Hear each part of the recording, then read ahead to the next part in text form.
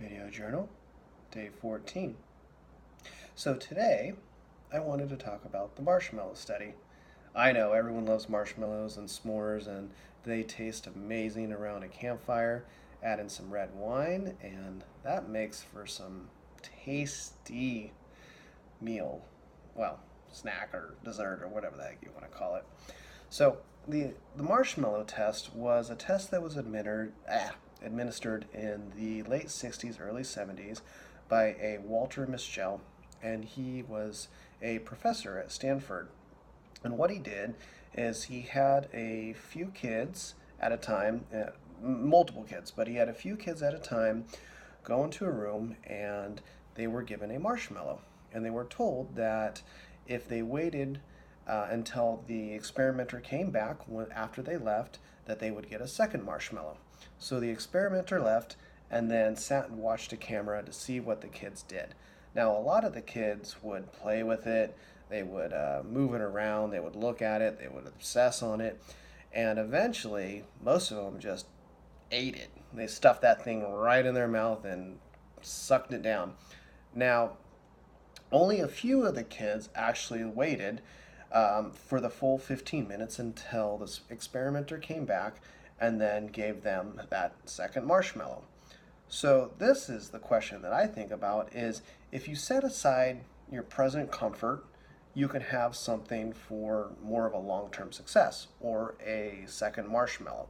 And it's really indicative of willpower and even more than that, this belief structure that if you can hold off on something and work towards it and work towards it with faith, that in the long term, your successes and what you get are going to be so much better.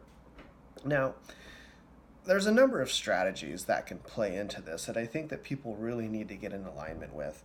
The first thing is you need to look at your values, like what you want, what's important to you, and how do you view life, right? And you need to get those succinct for yourself.